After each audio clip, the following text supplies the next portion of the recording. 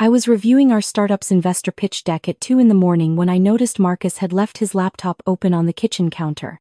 My MacBook had died mid-Zoom call with our Tokyo partners, and I desperately needed to send the revised financial projections before their market opened. I reached for his device, my fingers hovering over the trackpad, when I saw it. A folder labeled SC. Confidential sitting right there on his desktop. SC. Sarah's company. My company. The password prompt appeared when I clicked it.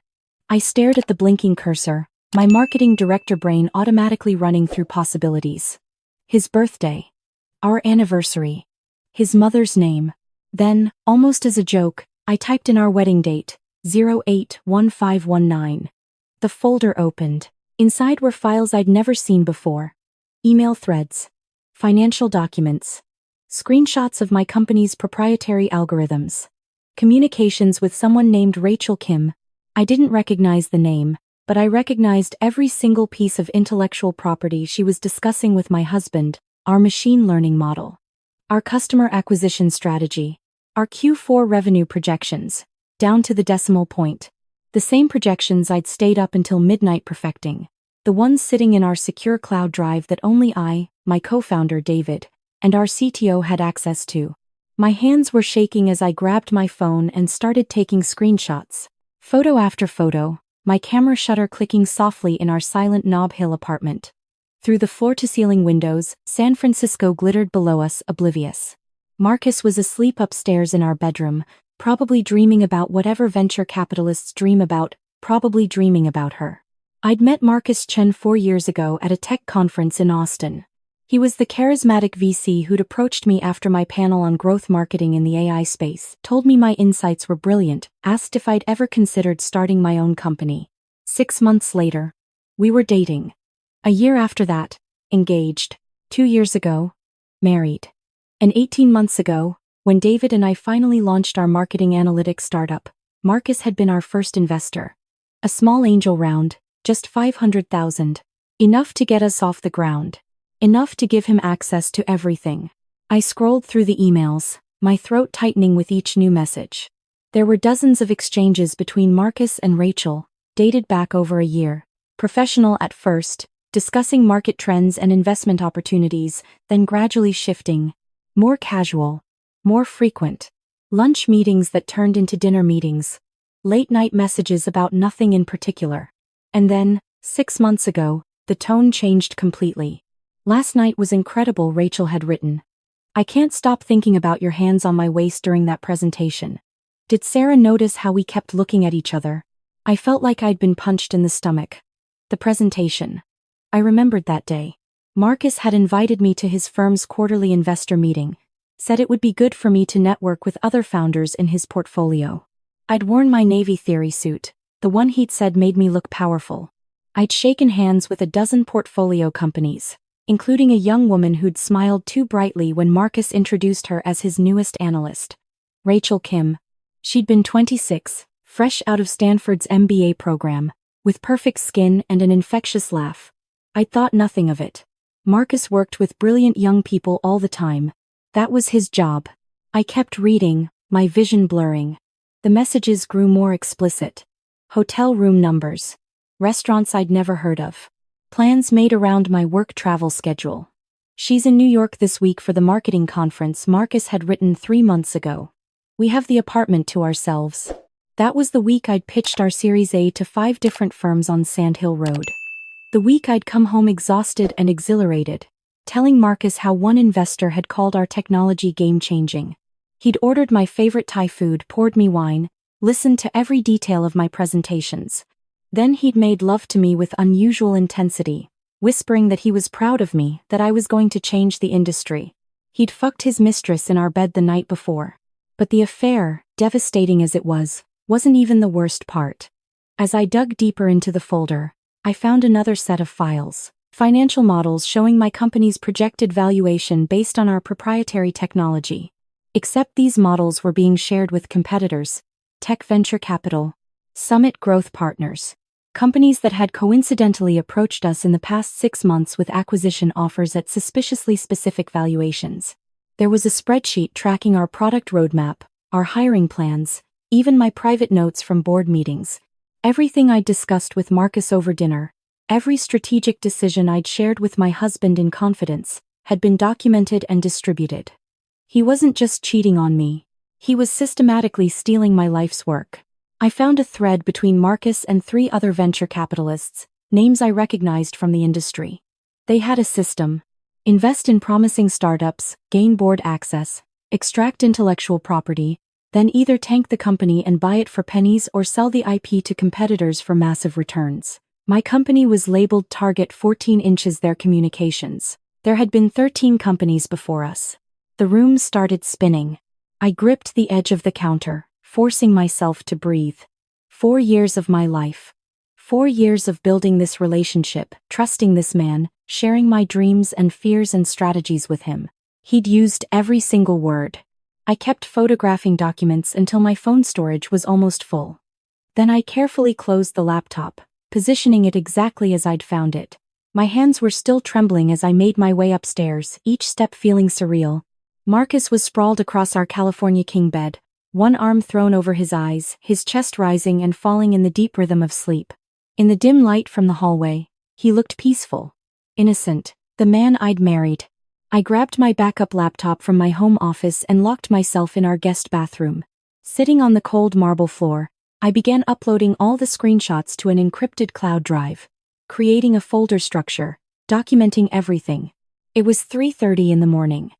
In a few hours, Marcus would wake up, kiss me goodbye like he always did, and head to his office to continue destroying my life.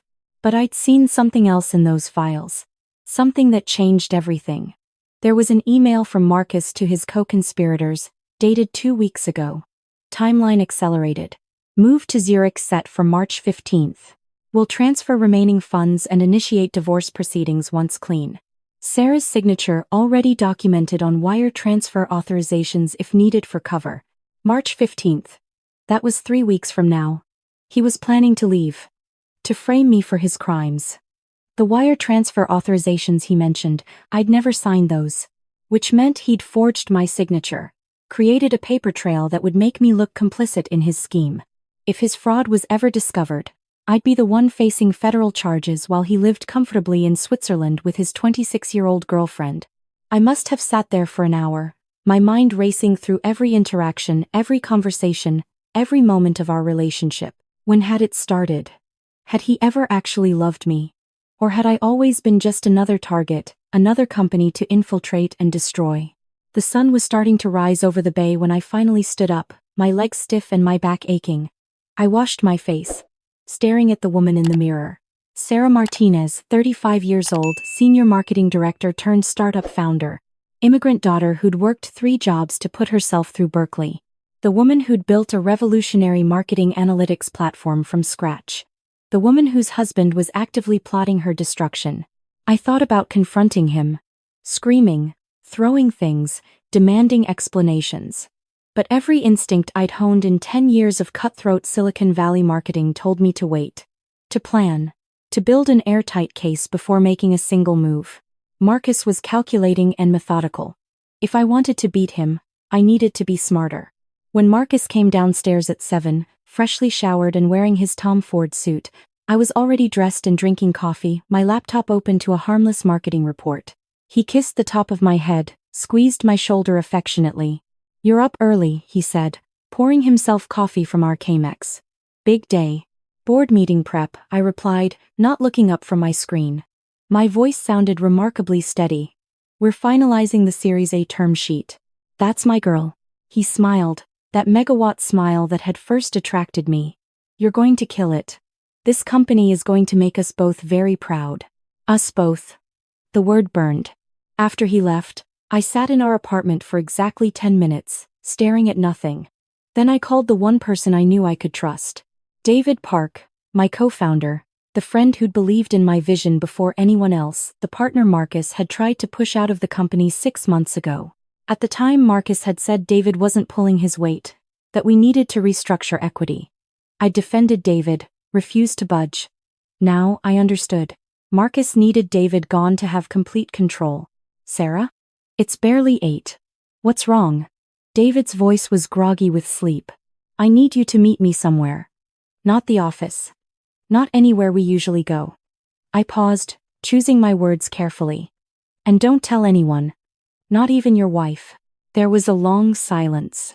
David and I had worked together for 6 years, first as colleagues at Google, then building this company from a shared WeWork desk. He knew me well enough to hear the urgency in my voice. The ferry building, he said. 30 minutes. I'll be at the coffee stand. I met David near the water, away from the crowds. The February wind off the bay cut through my jacket as I handed him my phone, the screenshots already pulled up.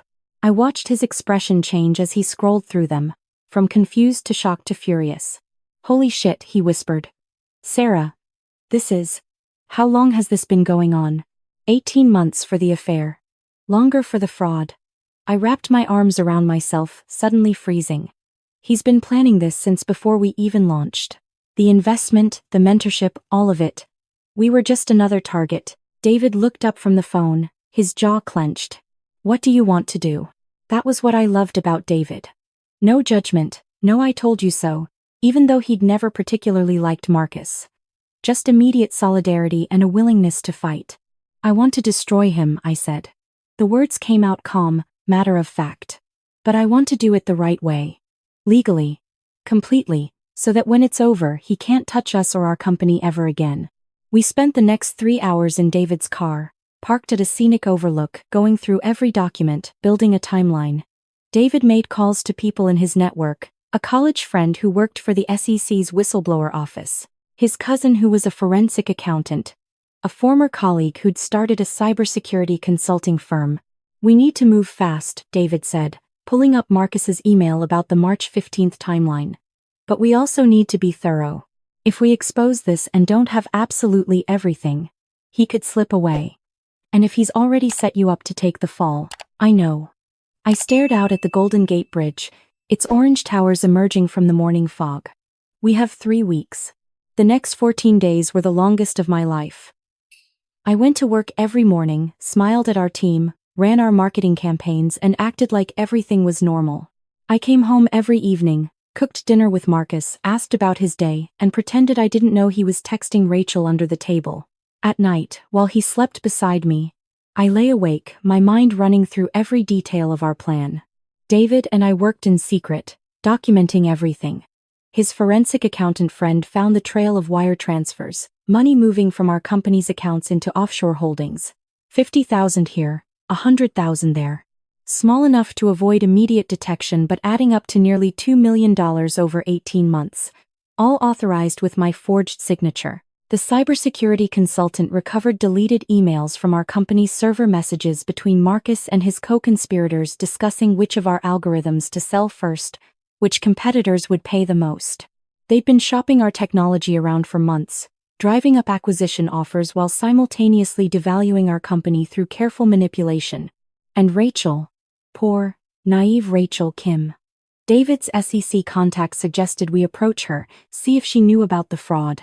One afternoon, I waited outside Marcus's office building, watching until Rachel emerged for her lunch break. I followed her to a salad place in Soma, then slid into the chair across from her. Rachel Kim? I said quietly. My name is Sarah Martinez. I'm Marcus Chen's wife. The color drained from her face. She started to stand, but I held up a hand. Please. I'm not here to cause a scene. I just need you to look at something. I pulled out my tablet, opened to a folder of documents. Screenshots of Marcus's emails to his co-conspirators. The ones where he discussed using Rachel as a useful intermediary to build credible deniability. The ones where he joked about her puppy dog devotion making her the perfect unwitting accomplice. I watched her read, saw the exact moment her world shattered. It was like looking in a mirror from 2 weeks ago. He told me he was leaving you, she whispered. He said you were cold, that your marriage was over, that as soon as the divorce was finalized, we'd move to London together. He said he was going to make me a partner at his firm. The move is to Zurich, I said gently. And it's in 3 weeks. Did he mention you'd be coming? Her hands were shaking.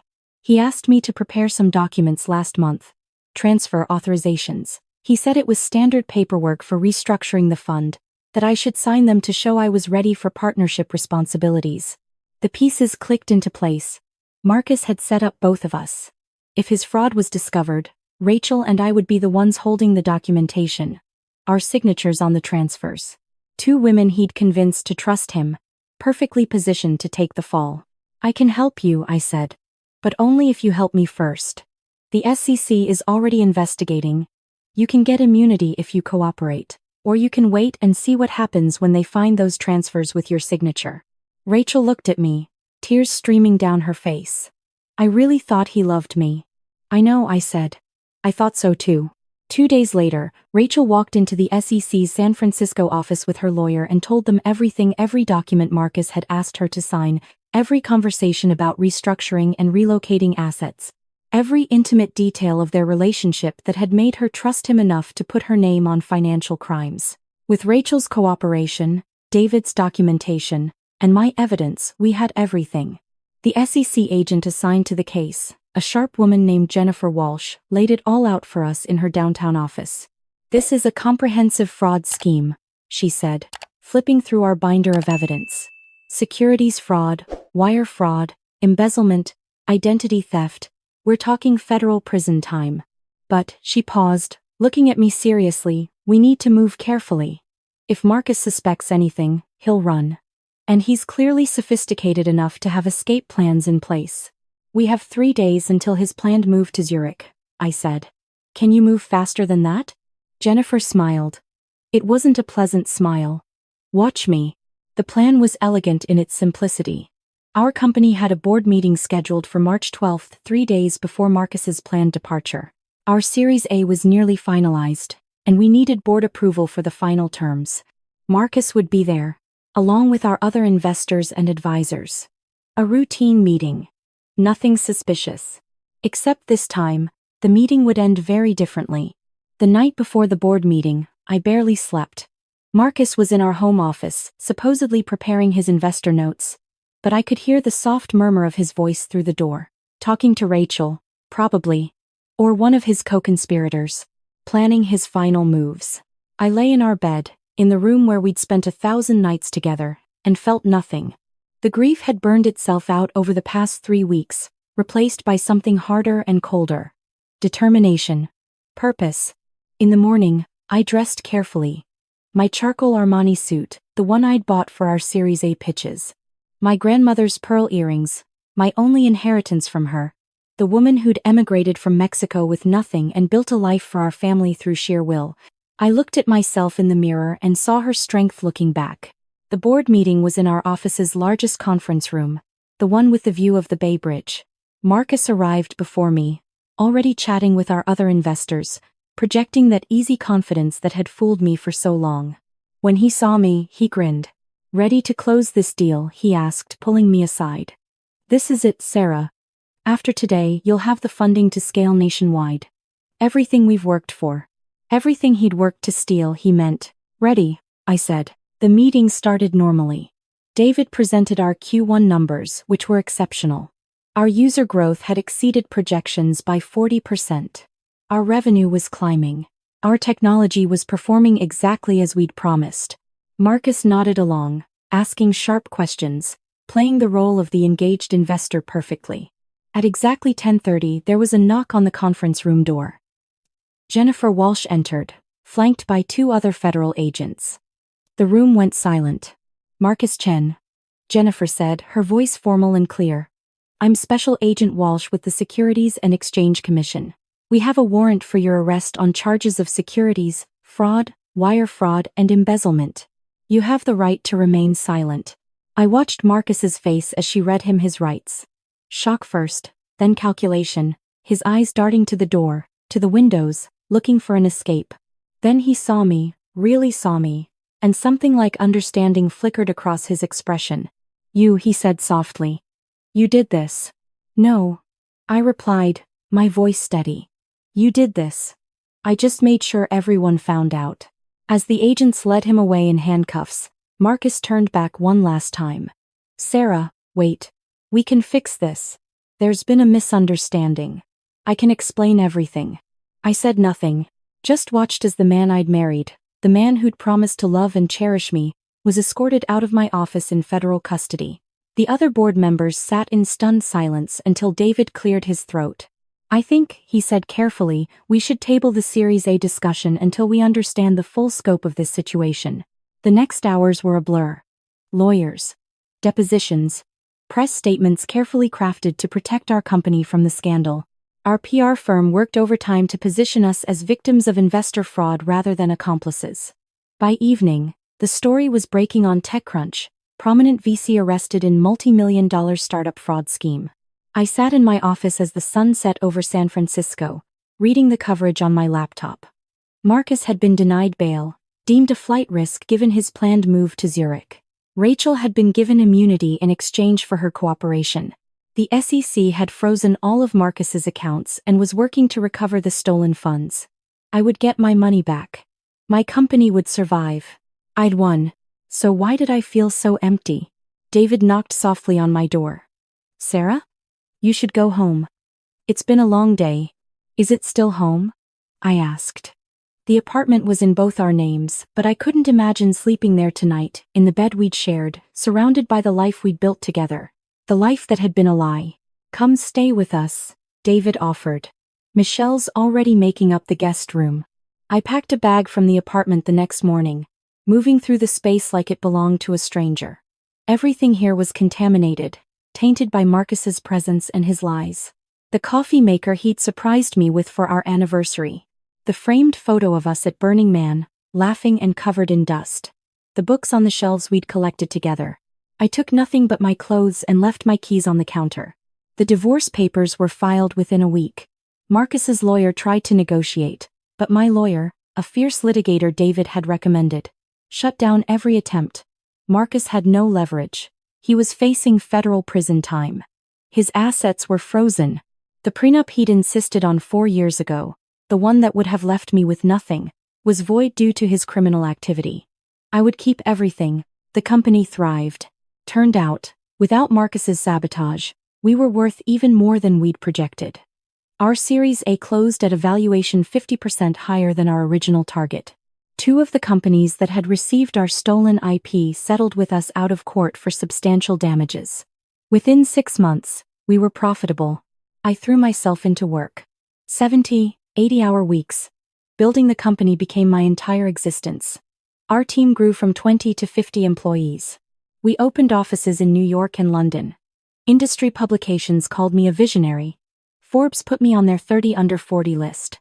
I smiled for the cameras, gave interviews about female entrepreneurship and overcoming adversity, and never mentioned that sometimes I still woke up reaching for someone who wasn't there. 9 months after Marcus's arrest, I sat in my corner office on the 40th floor of a financial district high-rise, surrounded by the symbols of my success. Floor-to-ceiling windows overlooking the city. Original art on the walls. A mahogany desk that cost more than my first year's salary out of college. I'd built this. Not Marcus. Not anyone else. Me. My desk phone rang. Unknown number. I almost didn't answer, but something made me pick up. Miss Martinez, a woman's voice said. Professional, controlled. My name is Diane Chen. I'm Marcus's sister. I'd never met any of Marcus's family. He'd always said they were estranged, complicated, not worth the drama. Another lie, probably. I'm sorry, I said carefully. But I don't think it's appropriate for us to speak. If this is about Marcus, you should contact his lawyer. This isn't about my brother, Diane said. Well, not exactly. It's about the people he was working with. The other investors in his scheme. My hand tightened on the phone. They've all been arrested or are cooperating with the SEC. Not all of them, Diane said softly. Marcus was careful. The ones who got caught were the visible layer. But there's more. And they're not happy that you exposed them. Miss Martinez, I'm calling because I think you need to be careful. Very careful. Is that a threat? It's a warning. She paused. Check your email. I'm sending you a file. Marcus kept insurance. Documentation on everyone involved, deeper than what you found. He gave it to me years ago in case something happened to him. After what you did, after you destroyed him, I thought you should have it. Maybe you can finish what you started. The line went dead. I sat there for a long moment, then opened my email. There it was. A message from an encrypted address with a single attachment, no subject line. Just a file labeled the network. My cursor hovered over the download button. Some part of me knew that opening this file would change everything again. That the war I thought I'd won was just the beginning. That the phone call that had destroyed my marriage might have been the first domino in a chain I couldn't yet see. I thought about leaving it alone. Moving on with my life. I'd won. Marcus was in prison. My company was thriving. I could walk away. But I was Sarah Martinez. The girl who'd worked 3 jobs to put herself through Berkeley. The woman who'd built a tech company from nothing. The founder who'd taken down a fraud ring and come out stronger. I clicked download. Outside my window, San Francisco glittered in the twilight, beautiful and indifferent. Somewhere in that city, people were plotting, planning, building empires on lies and stolen dreams. They thought they were untouchable. They were wrong. As the file opened on my screen, my desk phone rang again. Different number. I stared at it, my heart suddenly racing, then answered. Hello. My voice was steady, confident. The voice of someone who'd already won once and wasn't afraid to do it again. Sarah Martinez. A man's voice, unfamiliar, with a hint of an accent I couldn't place. We need to talk about what you think you know. About what happens to people who know too much. About what happened to Marcus. And what could happen to you. The call ended abruptly. I sat in my office, the downloaded file glowing on my screen, my phone silent in my hand. The phone call that had destroyed my marriage 9 months ago had been just the beginning. This one might define the rest of my life.